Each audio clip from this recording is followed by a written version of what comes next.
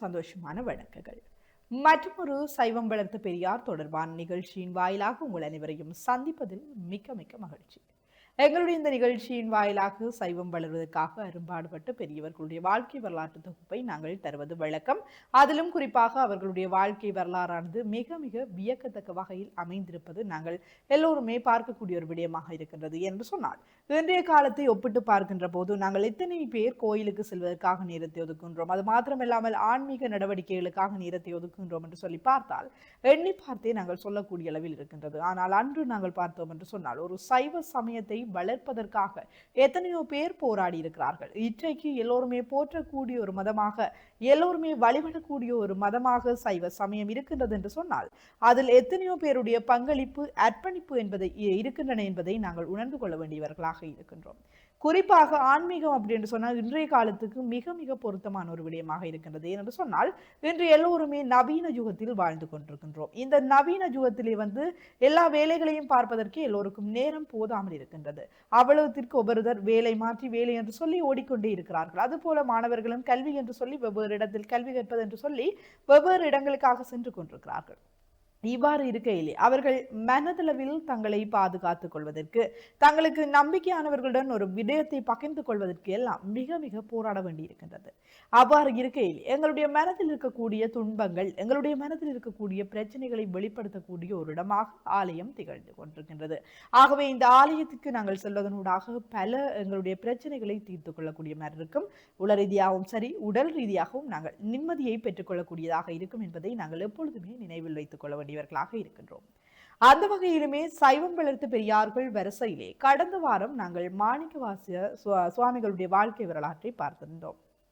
அவருடைய வாழ்க்கை வரலாற்றின் அடிப்படையில் நாங்கள் பார்க்கின்ற போது மாணிக்கவாசக சுவாமிகளுடைய வாழ்க்கை வரலாற்றை பார்த்திருந்தோம். அவருடைய வாழ்க்கையிலே எப்பொழுது என்னென்ன நிகழ்ந்திருக்கின்றன போன்ற விடயங்களை கடந்த வாரங்களில் பார்த்திருக்கின்றோம். அது மாத்திரமல்லாமல் அவர் எவ்வாறு சைவ சமயத்தை வளர்ப்பதற்காக இவ்வளவு சிரமங்கள் பட்டிருக்கிறார் என்பதை எல்லாம் நாங்கள் பார்த்திருக்கின்றோம். அந்த வரிசையிலுமே நிகழ்ச்சியின் தொடர்ச்சியாக நாங்கள் பார்க்க இருக்கின்றது மாணிக்கவாசகர் செய்த அற்புதங்கள் என்ன, அவர் செய்த அற்புதங்கள் என்ன, அவரால் எவ்வாறு இவ்வாறான விடயங்களை செய்ய முடிந்தது, அது மாத்திரமல்லாமல் எவ்வளவு தூரம் மக்களுக்கு பயன் தரக்கூடிய விடயங்களை செய்திருக்கிறார் போன்ற பல விடயங்களை நாங்களுமே பார்க்கக்கூடிய மாதிரி இருக்கும். அந்த வகையிலுமே மாணிக்கவாசகர் செய்த அற்புதங்கள் தொடர்பாக இன்றைய நிகழ்ச்சியில் விரிவாக பார்க்கலாம். திருவாதவூரருக்கு வயது ஏற ஏற கலைஞானங்களும் நிரம்பின. 16 வயதளவில் வாதவூரர் கலைஞானங்கள் அனைத்தும் கைவர பெற்றார். இவரது கல்வி திறத்தையும் நல்லொழுக்கத்தையும் கண்டு அனைவரும் வியந்தனர். அக்காலத்தில் பாண்டிய நாட்டை ஆண்டு வந்த மன்னன் அரிமர்த்தன பாண்டியன் என்பவன் ஆவான். திருவாதவூரரது அறிவுத்திறனை கேள்வியுற்று அரிமர்த்தன பாண்டியன் அவரை தனது அவைக்கு அழைத்து அளவலாவி அவரது அறிவு நலனை கண்டு வியந்து தென்னவன் பிரமராஜன் எனும் பட்டத்தை சூட்டி தனது முதன் மந்திரியாக அமர்த்தி கொண்டான். திருவாதவூரரும் இது இறைவனுடைய ஆணை என்று எண்ணி அதனை ஏற்றுக்கொண்டு அமைச்சுரிமை தொழிலை மிக கவனத்தோடு இயக்கி வந்தார். வாதவூரது அமைச்சியலால் குடிமக்கள் மிக்க மகிழ்ச்சி அடைந்தனர். வாதவூராரும் அரிமர்த்தன பாண்டியனுக்கும் கண்ணும் கவசமுமாக விளங்கி வந்தார். வாதவூரர் தமக்கு கிடைத்த தகுதியால் உலக அனுபவ இன்பங்களில் மகிழ்ச்சி அடையவில்லை. உலக வாழ்வும் வாழ்வில் காணும் பெரும் போகமும் நிலையற்றவை என்று அறிந்தமையினால் அப்பதவியில் அவருக்கு உவர்ப்பு தோன்றியது. கூத்தினர் தன்னை வேறு கோலம் வேறு ஆகுமாறு போல இவர் மேற்கொண்டிருந்த அமைச்சுரிமைக்கும் இவருக்கும் தொடர்பில்லாமல் இருந்தது. ஒரு சிறந்த குருநாரை தேடும் வேட்கை இவருக்கு மிகுந்து வாய்ந்தது. பிறவி பெரும் பயனை அடைவதற்குரிய வழி என்ன என்பதிலேயே இவருடைய சிந்தனை சுழன்று கொண்டிருந்தது. ஒரு நாள் வாதவூரர் அமைச்சரவையில் அமைச்சராய் வீற்றிருந்தார். அப்போது அரசனுடைய குதிரையை சேவகர்கள் வந்து, அரசே, நமது குதிரைப்படைகள் குறைந்து விட்டன. வயது முதிர்ந்த குதிரைகளும் நோய் நிறைந்த குதிரைகளுமே இப்போது உள்ளன. சிறந்த குதிரைகள் நம்மிடம் இல்லை. ஆதலின் குதிரைப்படைகளை பலப்படுத்த வேண்டும் என்று நினைவுறுத்துவது எமது கடமை என்று வணங்கி தெரிவித்துக் கொண்டனர். அப்போது அரசவையில் இருந்த சில தூதர்கள் கீழே கடற்கரையில் நல்ல குதிரைகள் வந்து இறங்கி இருக்கின்றன என்ற செய்தியை அரசனிடத்தில் தெரிவித்தனர். அரசன் அமைச்சர் பெருமானாகிய வாதவூரரை பார்த்து, நம்முடைய கருவூலத்திலிருந்து வேண்டும் பொருட்களை பணியாளர் மூலம் எடுத்து சென்று நல்ல குதிரைகளை வாங்கி வருக என்று ஆணையிட்டான். வாதவூரரும் அக்கட்டளையை ஏற்று பொற்பண்டாரத்தை திறந்து அளவிருந்த பொருட்களை ஒட்டகத்தின் மீது ஏற்றி கொண்டு படைகளும் பரிசனங்களும் தன்னை சூழ்ந்து வர மதுரை சொக்கேசன் ஆலயத்துக்கு சென்று வணங்கி மதுரையை விட்டு புறப்பட்டார். பல காதங்களை கடந்து திருப்பெருந்துறை எனும் தலத்தை அடைந்தார். அவ்வூரை அணுக அணுக அவர் மேலிருந்த ஏதோ ஒரு சுமை குறைந்து வருவது போல தோன்றியது. இத்தலமே இறைவன் தன்னை ஆட்கொள்ளும் இடம் போலும் என்ற உணர்வு தோன்றியது. அவ்வேளையில் சிவநாமம் முழக்கம் எங்கிருந்தோ வருவது அவர் செவிகளுக்கு எட்டியது. அவ்வொலிவரும் திசை நோக்கி வாதவூரரும் விரைந்து சென்றார். ஓரிடத்தில் கல்லாலம் மரம் போன்ற பெரியதொரு குருந்த மரத்தடியில் சீடர்கள் சிலரோடு ஞானமே வடிவாக ஒருவர் எழுந்தருளிருந்தார். வேத சிவாகமங்களும் புராண இதிகாச சமய நூல்களும் ஆகிய பல நூல்களையும் கற்று தெளிந்தவர்கள் போன்றும் சீடர்கள் பலர் அவர் முன் குழுமியிருந்தனர். அச்சீடர்களின் பாசமாம் பற்றருக்கு ஆசானாக அக்குருநாதர் வீற்றிருந்தார். அவரது பலத்திருக்கை சின்முத்திரையை காட்டிக் கொண்டிருந்தது. அவரது திருமுகம் ஒளிமண்டலமாக திகழ்ந்தது. அவரது கண்கள் திருவருள் விளக்கத்தை செய்து கொண்டிருந்தன. இவ்வாறு வீற்றிருந்த குருநாதரை கண்ட வாதவூரார் தாம் பல நாட்களாக விரும்பியிருந்த குருநாதர் இவரே என்று எண்ணினார். காந்தம் கண்ட இரும்பு போல வாதவூரர் மனம் குருநாதர் வசமாயிற்று. இந்நிலையில் விரைந்து அருகில் சென்ற வாதவூரர் அடியற்ற மரம் போல அவரது திருவடியில் வீழ்ந்து பணிந்தார். ஐயனே, எளியனை ஆட்கொண்டருளுக என்று வேண்டி நின்றார். வாதவூரரின் பரிபாக நிலையை கண்ட குருநாதர் திருக்கண் நோக்கம் பரிசம் முதலிய தீட்சைகளை செய்து திருவடி சூழ்ச்சி ஐந்தெழுத்தை அவருக்கு உபதேசம் செய்தருளினார். இவ்வாறு தம்மை ஆட்கொண்டருளிய பெருங்கருணை திறந்தை வியந்த வாதவூரார் அன்போடு குருநாதருடைய திருவடிகளை மீண்டும் வணங்கி எழுந்து நின்றார். ஞானாசிரியரது திருவருள் நோக்கால் ஞானத்தின் திருவுருவாக வாதவூரர் மாறினார். தமது குருநாதருடைய திருவடிகளுக்கு தம்மை ஆட்கொண்ட கருணையை குறித்து சொல் மாலைகள் பலவும் சூட்டினார். ஞானாசிரியர் திருமுன் வாதவூரார் பாடிய தோத்திரங்கள் இனிமையோடும் கேட்பார். மனதை உருக்கும் அருள் விளக்கத்தோடும் இருந்த காரணத்தினால் ஞானாசிரியர் வாதவூரரை நோக்கி, உனக்கு மாணிக்க வாசகன் என்ற பெயர் தந்தோம் என்று கூறி அவருக்கு அப்பெயரை தீட்சாநாமமாக சூட்டினார். அன்று முதல் வாதவூரர் என்ற திருப்பெயருடன் மாணிக்க வாசகர் என்ற பெயரும் அவருக்கு வழங்குவதாயிற்று. மாணிக்க வாசகர் குருநாதரை வணங்கி, என்னை ஆட்கொண்ட போதே என் உயிரும் உடையமையும் தங்களுக்குரியனவாயின. ஆதலால் அடியேன் கொண்டு வந்த பொருட்கள் அனைத்தையும் ஏற்றுக்கொண்டு அருளல் வேண்டும் என்று கூறியிருந்தார். குருநாதரும் அப்பொருளை கொண்ட சிவப்பணி செய்க என்று அருளாணையிட்டார். அக்கட்டளையின்படியே மாணிக்க வாசகர் அரசன் குதிரை வாங்குவதற்காக தம்மிடம் அளித்த பொருட்கள் அனைத்தையும் சிவப்பணிக்கே செலவிட்டார். நாட்கள் பல சென்றன. மாணிக்க வாசகர் அருளார அமுதத்தை உண்டு தொருளார் சிவானந்த போகத்து திளைத்திருந்தார். அமைச்சரின் வேறுபட்ட நிலையை உடன் வந்தவர்கள் கண்டு மாணிக்க வாசகரிடம் குதிரை கொண்டு மதுரை செல்ல வேண்டுமே என்று தாங்கள் எண்ணி வந்த செயலை நினைவூட்டினர். மாணிக்க வாசகர் அவ்வுரைகளில் கேளாதவராய் இறை வழிபாட்டில் இருந்திருப்பதை அறிந்த பணியாளர்கள் மதுரை மாநகருக்கு திரும்பி சென்று பாண்டிய மன்னனிடம் நிகழ்ந்தவற்றை தெரிவித்தனர்.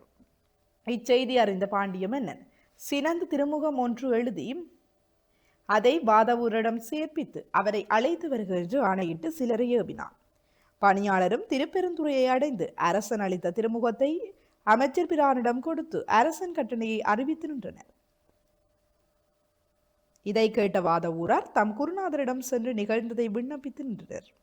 குருநாதர் புன்முறுவல் பூத்து அஞ்சற்கு ஆவணி மூலத்தன்று குதிரைகள் வரும் என்று மன்னனிடம் அறிவித்து விலை உயர்ந்த மாணிக்க கல்லையும் கையூராக கொடுக்க என்று கூறி மாணிக்க மணியை அழித்து விடை கொடுத்து அனுப்பினார்.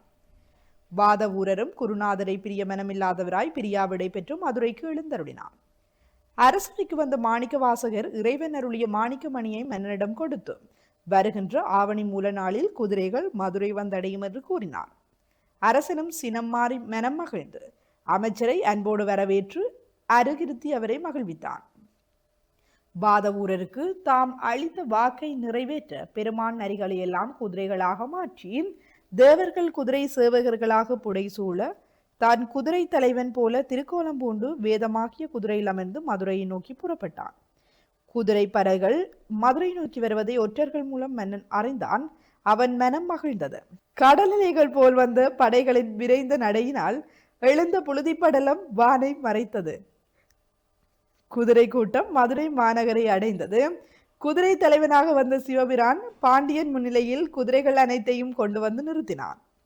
குதிரைகள் பல வகை நடைகளில் நடத்தி காட்டியும் ஆடல்கள் புரிய செய்தும் பாண்டியனை மகிழ்வுறுத்தின.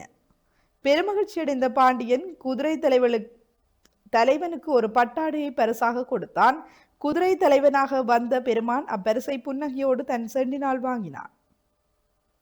தான் அளித்த பரிசை மரியாதை குறைவாக குதிரை தலைவன் பெறுவதை கண்ட மன்னன் வெகுண்டான். அருகில் இருந்த வாதவூரார் செண்டினால் பரிசு பெறுதல் அவர்கள் நாட்டு வழக்கு என்று கூறி மன்னன் சின்னத்தை மாற்றினார். பின்னர் குதிரை இலக்கணம் அறிந்த வல்லவர்கள் குதிரைகளை எல்லாம் ஆராய்ந்து இவைகள் நல்ல நிறமும் நடையும் நல்ல சுழிகளும் பெற்றுள்ளன என்று பாராட்டினர். அரசனும் தான் அளித்த பொருளை விட பல மடங்கு அதிகமாக குதிரைகளை பெற்றதாக மகிழ்ந்து அவைகளை பந்தியில் சேர்க்குமாறு பணித்தான். குதிரை தலைவன் குதிரைகளை எல்லாம் கயிறுமாறி கொடுக்கும்படி தன் உடன் வந்தவர்களிடம் கூறி அரசனிடம் விடை பெற்று சென்றான். அன்றிரவு நடுநிசையில் குதிரைகள் எல்லாம் நெறிகளாக மாறின. பந்தியில் இருந்த பழைய குதிரைகளையும் கொன்று தின்று ஊர் மக்களையும் அஞ்சும்படி மூளை முடுக்குகளில் எல்லாம் ஓடிமறைந்தன. காலையில் குதிரை சேவகர்கள் உள்ளம் பதறி உடல் நடுங்கி அரசனிடம் வந்து முறையிட்டனர். அச்செய்தியை கேட்ட மன்னன் சினம் பொங்கி அமைச்சர்களை அழைத்து வாதவூரார் செய்த வஞ்சனையை கூறி படை தலைவர்களை அழைத்து வாதவூரரை சுடுவெயிலில் நிறுத்தி தண்டனை அளித்து அவரிடத்தில் கொடுத்த பொருட்களை எல்லாம் திரும்ப பெற்றுக்கொண்டு வருமாறு உத்தரவிட்டான். படை வீரர்கள் இவரை அழைத்து சுடுவெயிலில் நிறுத்தி தலையிலே கல்லேற்றி வைத்தனர். வாதவூரர் இறைவன் திருவருளை நினைத்து எனக்கு இத்தனை துன்பங்கள் வருதல் முறையாகுமா என்று கூறி வருந்தி நின்றார். வாதவூரருடைய துன்பம் துடைக்க எண்ணிய பெருமான் வைகை ஆற்றில் வெள்ளம் பெருகுமாறு செய்தருளினார். வைகையில் தோன்றிய பெருவெள்ளம் மதுரை நகர் முழுவதும் விரைந்து பரவத் தொடங்கியது. பெருவெள்ளத்தை கண்ட ஊர் மக்கள் ஊழிக்காலமே வந்துவிட்டது என்று அஞ்சி நின்றனர். பாண்டியனும் ஆற்று வெள்ளத்தை தணிக்க பூ, பொன், பட்டு முதலிய அணிகலன்கள் ஆற்றில் விட்டு வெள்ளம் தணியுமாறு ஆற்றை பணித்தனர்.